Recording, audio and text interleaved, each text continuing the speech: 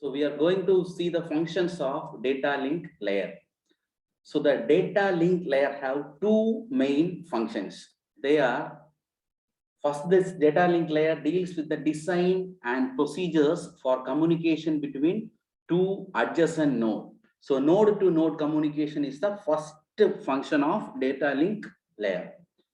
So this data link layer having the second layer, that is called medium access control. That is how to share the link.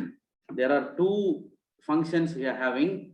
First one is end-to-end communication. The next one is how to share the link, medium access control. These are the two main functions of data link layer. So the data link control functions include framing, flow and error control, and software implement protocols that provide smooth and reliable transmission of frames between the nodes. What are the main functions of data link layer? So data link control functions is nothing but framing, flow control and error control, and some software implement protocols that provide smooth and reliable transmission of frames between the nodes. Now, first we are going to see framing. What is framing? This data link layer pack bits into frames. It will convert the bits, or it will pack the bits into frames so that each frame is distinguishable from another. So since we are making this bits into frame, each frame can be distinguished from another frame. This framing in the data link layer separate a message from one source to a destination or from other message to other destination by adding a sender address and destination address. So by adding a sender address and destination address to a frame, and we can identify the frame, whether it is coming from which sender. Okay. So by using the sender and destination address, we can distinguish the frame. So destination address defines the where the packet has to go, and the sender, it indicates from where the frame is coming, so that the receiver can acknowledge the particular frame. So when a message is carried over a very large frame, even a single bit error would require the retransmission of whole message. So we are making the frames as small size. Okay. So if you are carrying a very large frame or a very message in a very large frame, even if a small error is occurring to that particular frame, then we have to go for the retransmission of the entire frame.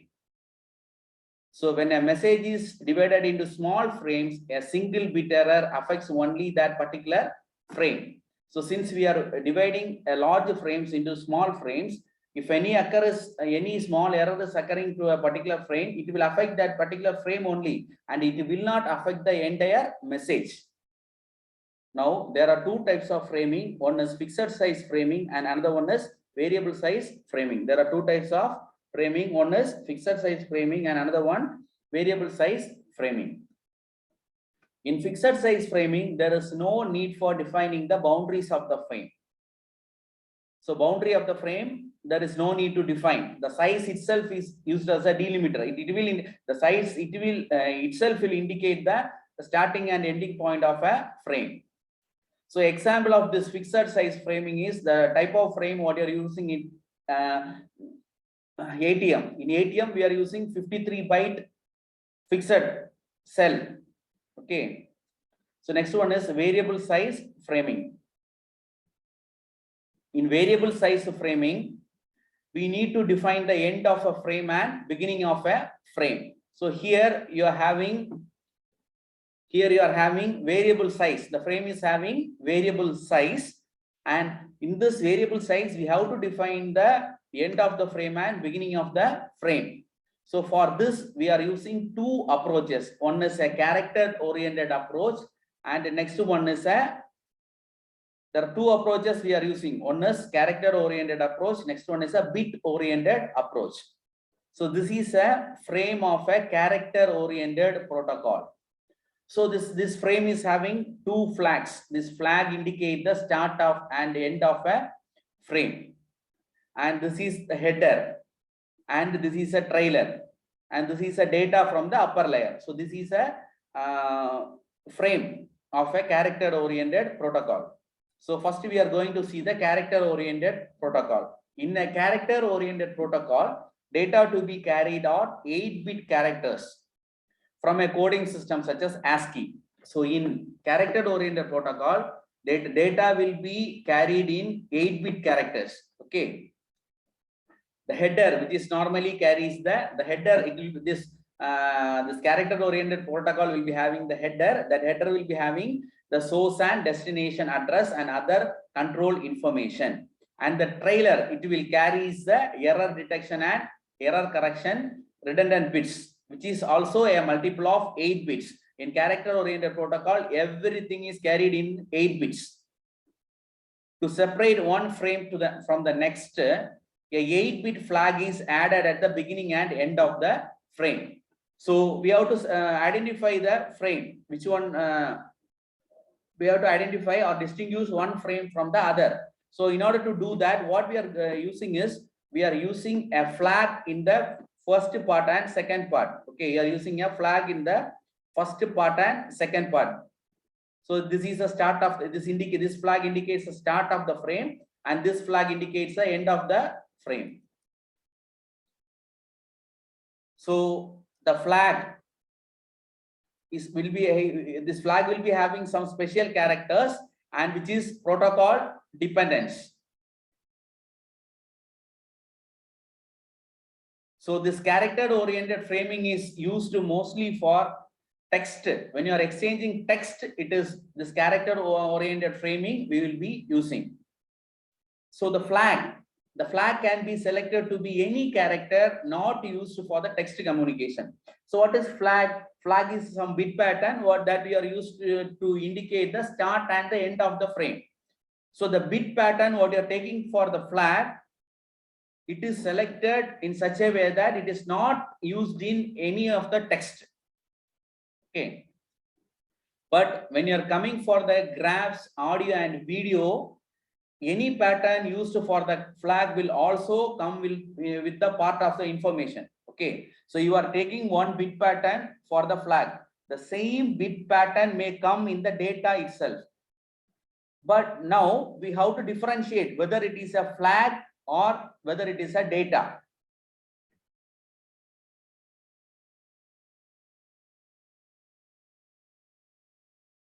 So in order to do that, what we are doing is we are doing a technique called byte stuffing. So we are using byte stuffing in the character oriented framing in order to differentiate the flag, the similar pattern of flag that is coming with the data. So in byte stuffing, what we are doing is a special byte is added to the data of the frame when there is a character with the same pattern of flag. So what we are doing is, when you are getting a same character that is having a bit pattern of flag, then what we are doing is you will be adding a special byte in the frame. That special byte is called the extra byte. The data section is stuffed with an extra byte. So this byte is usually we are calling it as escape character. So whenever the same flag pattern is coming in the data, then you will be inserting one escape character. So which is having some, which is also having some pattern. But in some cases, this escape character pattern will also come in data.